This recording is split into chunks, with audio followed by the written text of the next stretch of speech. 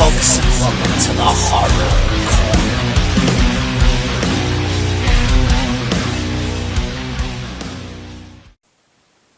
I'll swallow your soul, I'll swallow your soul. Good evening, folks, and welcome to the Horror Corner.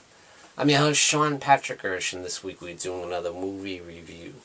This is Evil Dead Rise. Yes, from 2023. I'm fresh out of the theater, guys. Very excited to talk about this film. And we will be having some minor spoilers, because I'll be talking about the basic plot of the film and some of the characters. And, judging from the trailers, they didn't show a whole lot about the plot. So if you consider that spoilers, I guess we're going to be talking a little bit of spoilers. I'm going to do my best not to give too much away because I wanted you guys to go out and see the film and judge for yourself if you like it or not. But yes, I did enjoy the film overall. I think the franchise is in good hands going forward. Because I feel like this is probably going to be a trilogy if the film does well, because certain aspects of the plot lead you to believe that, And I'll get into that in a minute. So the film was written and directed by Lee Cronin and stars Lily Sullivan and Alyssa Sutherland, Morgan Davies, and Gabriel Eccles, respectively. So I would say Evil Dead Rise is more of a reboot than a remake per se. We already got the remake back in 2013. So the film is not tied to any of the previous films in the franchise. Kind of just does its own thing, using the basic foundation of what we know Evil Dead to be, but kind of taking it in a new, modern direction. And it's very refreshing, I'd say. It's very modern, very sleek, and I'd say it's very serious, too. It doesn't have any of that kind of, slapstick comedy tone that the original trilogy did, like the original Sam Raimi films. This is a very serious film. There's not a whole lot of comedy going on. It's pretty wild. And it's definitely a bloodbath for sure, so if you gore hounds are looking for that, you're definitely going to get that here. In spades. There's plenty of blood. It's raining blood at one point. It's plenty of blood here for you bloodlust fiends. And the practical effects are great. There's not a whole lot of CGI that I noticed. I think it was mostly practical effects. At least it looked like it to me. And yeah, they're great, awesome gore effects for sure. So what happens in the film is we get a great opening shot that's very similar to the original Evil Dead from Sam Raimi. So great nod there with the camera work, looking like, the Evil Dead is flying through the woods and hovering above the lake, just like the original film. But of course that turns out to be just a drone, so they kind of psych us out in that one. And it's like, oh... So what happens is we see this group of teenagers hanging out and staying at a cabin in the woods. Once again, a great nod to the original franchise. And we find out that one of the guy's girlfriend is sick, so he gave her something to, sedate her. And then her girlfriend goes to check on her. And she just kind of knocked out on the bed. And she's just kind of mumbling stuff and kind of freaking the girl out a little bit. And she kind of falls out of bed. And it looks like she choked on the drugs or something. Something happened. Maybe she OD'd or, we don't know. But it looks like apparently she's dying, And the girl goes to check on her, and I'm sure you can guess what happens from there. She's one of the Evil Dead, one of the possessed. And we get a great shot, that she attacks the other members, the other teenagers. And She goes into the lake, and we see her rise from the lake, and there's this awesome, you know, the title shows up in the background. It's such a real cool setting, really cool. I love that shot, you know, the girl, the Evil Dead girl rising from the lake, and it's Evil Dead Rise, you know. Really cool shot there. Great way to open the film. And then it cuts to, we meet these new characters, so it's like a whole other story going on now. But it does tie into the beginning later on in the film. We see how it all went down, you know, how it ties together. So we meet this young woman, Beth, who is a guitar technician. And they call her a groupie. They kind of mess around with her, you know, make fun of her. But yeah, she's a guitar technician at this nightclub, I guess. And she finds out that she's pregnant. You know, we see her in the bathroom doing the test, you know. And she's very distraught about it, so she goes to visit her sister in Los Angeles, who lives in this big high-rise apartment complex, but apparently it's about to be condemned.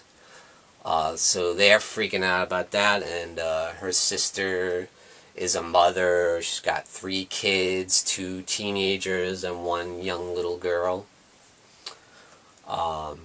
And she's got all her own problems, you know. She just broke up with her husband, and, you know, he's off gallivanting around or whatever.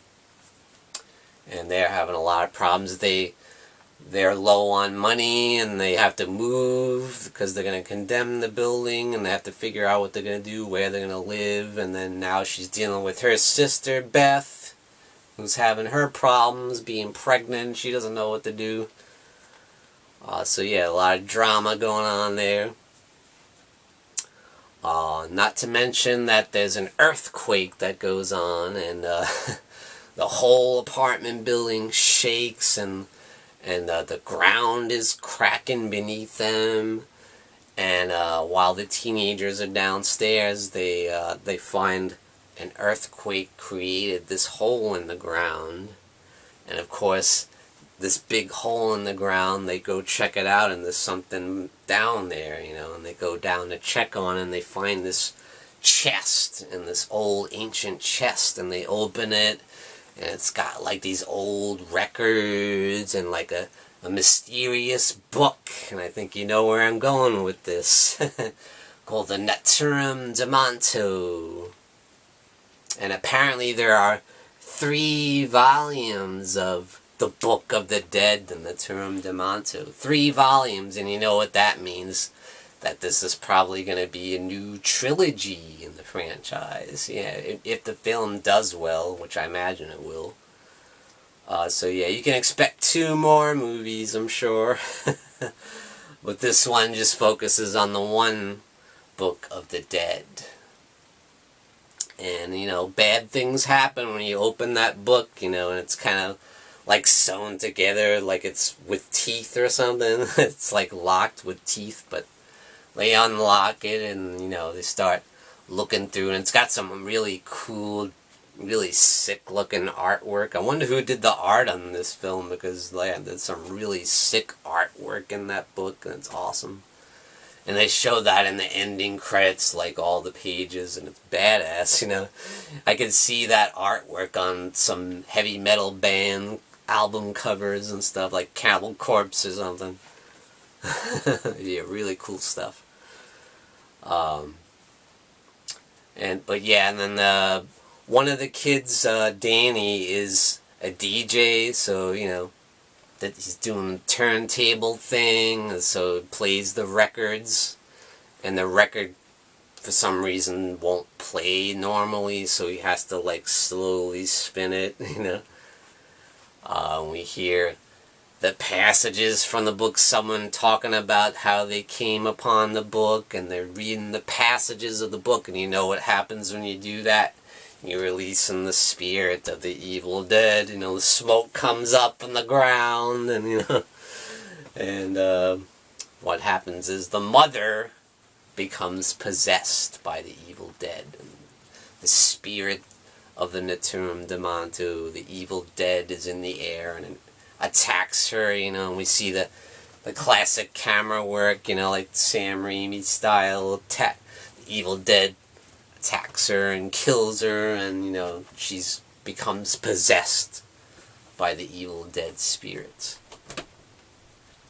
So yeah, great stuff. So the mother gets possessed and, she attacks the children. She attacks the sister, and it becomes like a whole war between them, and it's kind of crazy. I will say around the middle, where they focus so much on the mother, it kind of gets dragged out a little bit. So, it gets a little slow in the middle when they're just focusing on her character for a long time. But when some of the others get affected and become Evil Dead as well, then it really starts getting interesting. The action is amped up, the blood and gore is amped up, and it becomes a lot of fun. The cat just opened the door, so don't mind the cat there. Yes, I have a cat. Finds her way into the videos sometimes.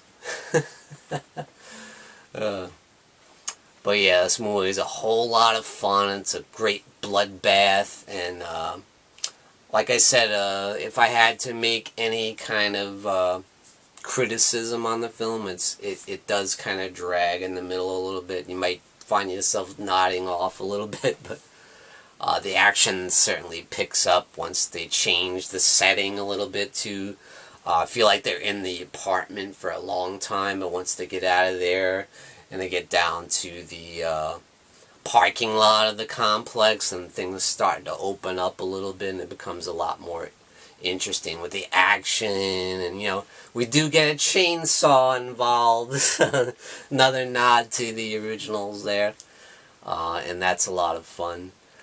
So yeah, it's wild, it's outrageous, it's over the top, but it's never silly, it's never goofy, it's never like slapstick comedy or anything. This is a very serious take on the Evil Dead franchise.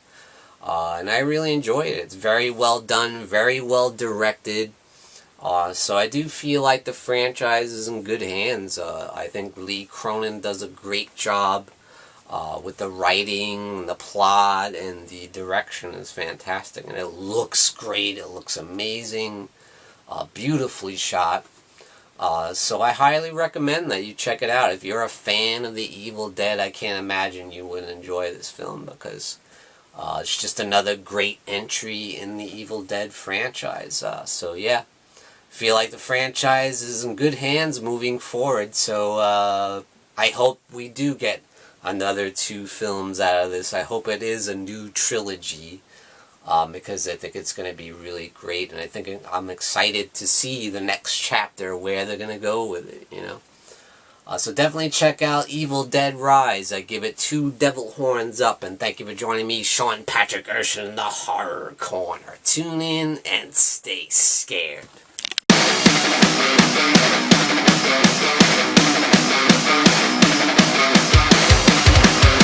Good evening, folks, and we got some brand new merchandise for you over at www.thehorrorcona.com, and that's CONA.com. Representing the Horror Corner.